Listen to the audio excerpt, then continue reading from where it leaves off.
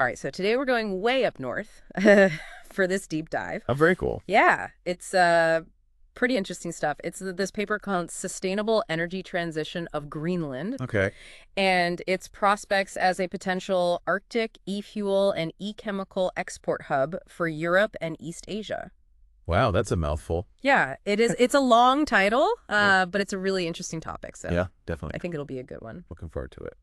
So this paper dives into how Greenland could totally switch to renewable energy Uh-huh. by 2050. Ambitious. Yeah, very ambitious, and not just for their own needs, but also they could become like this big exporter of e-fuels. Oh, wow. So they could actually like supply other places too. Exactly. Yeah, like Europe and East Asia. Interesting. Yeah, and it's all about, how climate change is hitting the Arctic really hard. Right. Yeah, it's like a canary in the coal mine up there. Exactly. And this research, they use this thing called the energy plan model Okay. to kind of figure out, okay, is this even doable? What would it cost? What are the benefits? And, what are the challenges?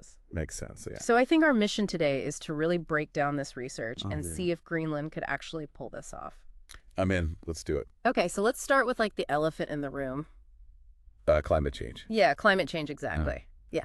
Can't ignore that. Especially in the Arctic, right? Because they're saying the Arctic is warming like almost 4 times faster Yeah. It's scary how fast it's happening up there. than the global average. Yeah, like way faster. And to put some numbers to that, between 2007 and 2012, West Greenland, Right.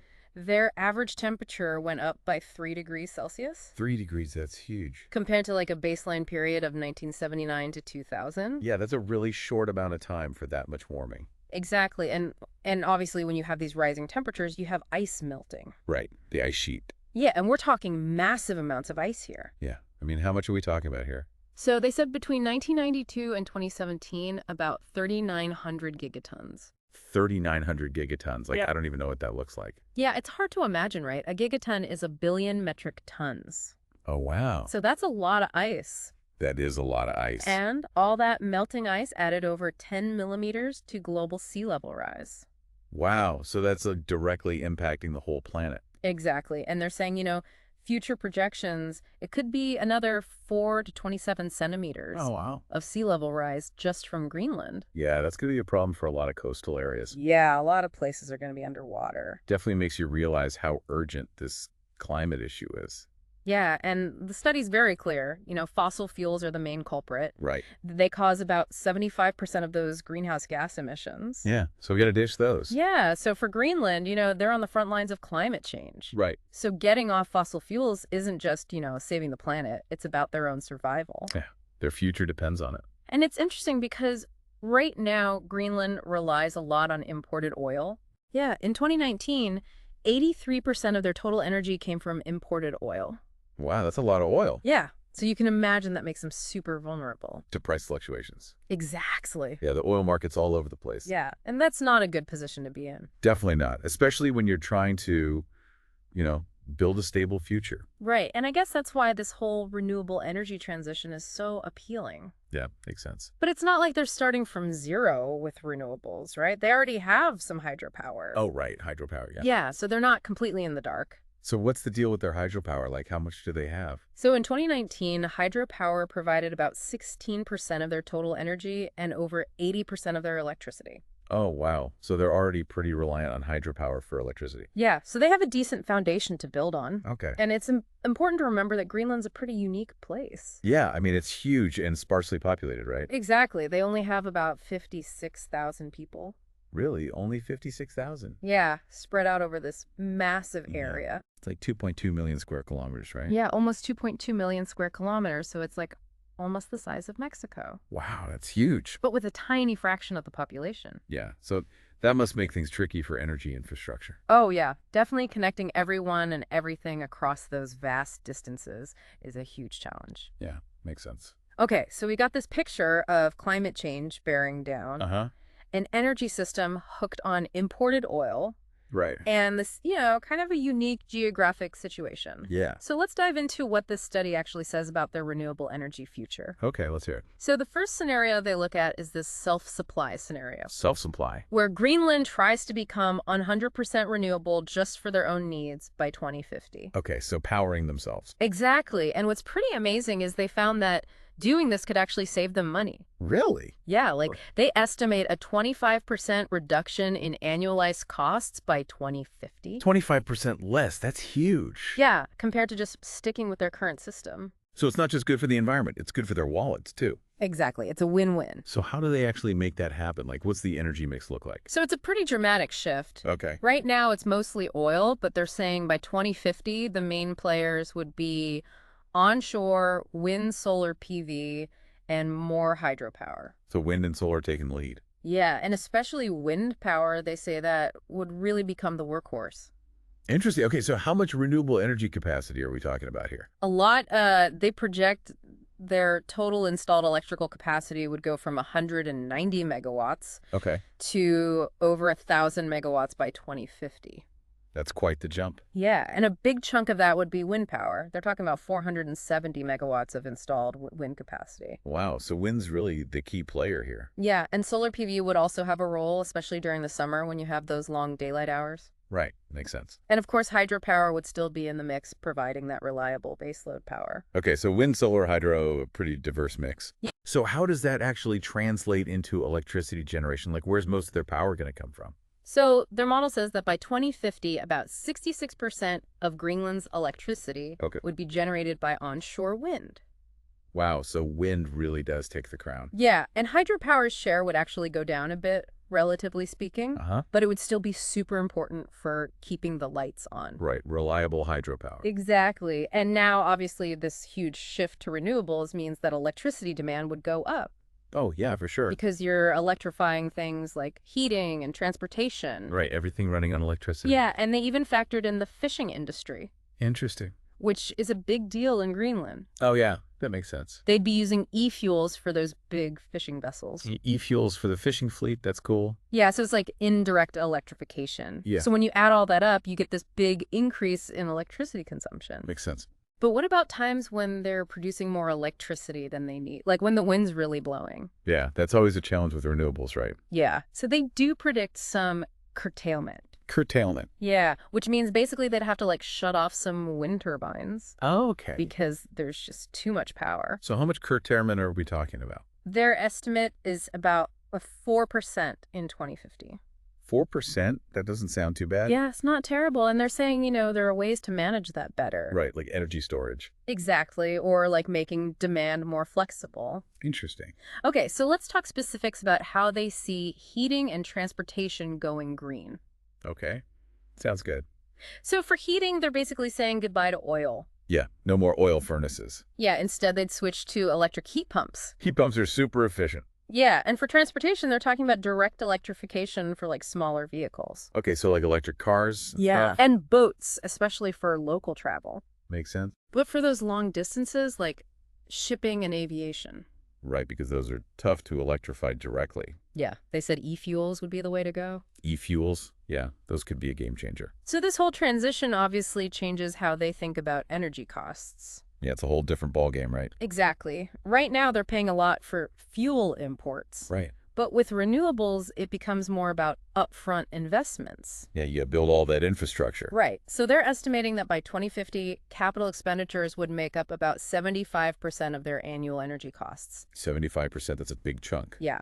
But the long-term savings are significant. Okay, so what kind of savings are we talking about? So they're projecting a 31% reduction in total annualized costs. Wow. And a 23% decrease in the cost per unit of energy. That's pretty impressive. Yeah, and that's between 2019 and 2050. So basically, they'd be paying way less for energy in the long run. Exactly. It's a long-term investment, but it seems to pay off. Okay, that's the self-sufficiency part. Yeah. What about this whole exporting e-fuels thing? Yeah, so this is where things get really interesting. Okay, get me. They're basically saying Greenland could become this powerhouse for e-fuel production. Really like a green energy giant. Yeah, and they'd be exporting to places like Europe and East Asia. Wow, so they'd be helping other countries decarbonize too. Exactly. It's pretty ambitious. So how do they envision this working? Like what kind of e-fuels were we talking about? So they looked at a bunch of different e-fuels like liquid hydrocarbons, which they call EFTO, Okay. and e-ammonia and e-methanol. And why those specific e-fuels? Well, because those are in high demand in those markets, like for shipping and industry, and even potentially replacing some fossil fuels. Makes sense. So where would they export? Two. So they're modeled 4 different scenarios. Okay. 2 focused just on Europe, Okay. called Steady Europe and Fast Europe. Steady and fast, of like different speeds of development. Exactly. And then 2 scenarios that also included Japan and South Korea. Okay, so broader markets. Yeah, and those were Steady Europe plus JP plus KR JP and KR. for Japan and South Korea, Got it. and Fast Europe plus JP plus KR. Okay, so basically the same regions, just different paces of growth. Yeah, exactly. And each scenario had different assumptions about how much e-fuel they'd be exporting by 2030 and 2050. Interesting. So how would all this exporting affect Greenland's own energy needs? Oh, it would be a massive increase. Yeah, I bet. Like way more than they'd need for just themselves. So are we talking like double the energy or? Way more than double. We're talking orders of magnitude higher. Wow. So they'd need a ton more electricity. Yeah, they basically need to build a whole new energy system on top of the one they already have. Okay, so what would power all of this? Well, wind power would be even more dominant in these scenarios. Even more than the self-sufficiency scenario. Yeah, like over 90% of their electricity would come from wind. Wow. So they'd be a truly wind-powered nation. Pretty much. And the reason is they have some of the best onshore wind resources in the world. Really? Like how good are we talking? Like some places in Greenland have estimated full load hours of 4,480 per year. 4,480, what does that even mean? So basically that means their wind turbines could be operating at near full capacity Wow. for almost the entire year. That's incredible. Yeah. So that makes wind power really efficient and cost-effective for producing e-fuels. Okay, so wind's the key, but where does all that electricity actually go? So most of it would go straight into these things called electrolyzers. Electrolyzers. Yeah, which basically split water into hydrogen and oxygen. Oh, right. To make green hydrogen. Exactly. And that green hydrogen is like the building block for a lot of e-fuels. Yeah, like e-ammonia and e-methanol. So they'd be producing a massive amount of hydrogen. Okay, so it's all about the hydrogen. Yeah, hydrogen is the key. But what about the cost of all this? Would these Greenland e-fuels be competitive on the global market? So that's a really important question, and they did try to estimate the costs, Right. and they used something called levelized costs. Levelized costs. Okay, what's that? So it's basically the average cost of producing like 1 unit of energy Okay, over the entire lifetime of a project. so it takes everything into account. Yeah, all the costs and all the years of operation. Got it. So for e-ammonia, they estimated the levelized cost would be about 81 euros per megawatt hour Okay. in 2030, and then it would go down to 67 euros per megawatt hour by 2050. Okay, it's not too bad. Yeah, and for e-fuels and e-methanol, it'd be a bit higher, 124 euros per megawatt hour in 2030, Uh-huh. and 106 euros per megawatt hour in 2050. Okay, so a bit pricier, but still in the ballpark. Yeah, and they said even though those costs might be a bit higher than some other places, Right. they'd still be competitive because Greenland would have this really stable and secure supply chain. Oh, yeah, that's a big plus. Yeah, because, you know, a lot of other places might have cheaper energy, but they might also be politically unstable or have other risks. Right, so Greenland's reliability is an advantage. Exactly. And they even calculated the potential export value of all this. Okay, let's hear the numbers. So in 2030, they're estimating it could be between 13.5 billion euros Wow, and 47.5 billion euros. that's a lot of euros. Yeah. And by 2050, it could be even bigger. How much bigger? They're talking about 34 billion euros to 60.6 billion euros annually. That's that's like transforming their economy. Yeah, for a country with a GDP of just a few billion euros right now, Yeah, it's a whole different level. this would be huge. But hold on, they only have like 56,000 people. Where are they going to find the workers for all this? Yeah, that's the big question, right? I mean, you can't just magic up a workforce. So they actually addressed that in the study. Uh-huh. And they're saying this whole e-fuel industry could create a ton of jobs. Like, how many jobs are we talking? A lot. They're estimating somewhere between 110,000 and 240,000 new jobs by 2050. Whoa, that's more people than live there now. Yeah, it's more than double their current population. That's mind-boggling. Yeah, so they'd need a massive influx of skilled workers. Yeah, bringing in that many people would definitely have a huge impact. Yeah, it'd be this huge social and cultural shift for Greenland. Yeah, for sure. Okay, so besides the workforce issue, what are some other challenges they highlight? Well, it is the Arctic, so I imagine logistics are tough. Oh, yeah, logistics are always a challenge up there. Right. But they actually suggest that switching to renewables Yeah. could actually improve energy security for those remote communities. Really? How so? Because right now, a lot of them rely on diesel. Right. which has to be shipped in. Exactly. And those shipments can be unreliable, Yeah. especially with bad weather and stuff. Yeah, that makes sense. But if they had their own local renewable energy systems. Yeah, they'd be more self-sufficient. Exactly. And then, of course, there's the issue of money. Right.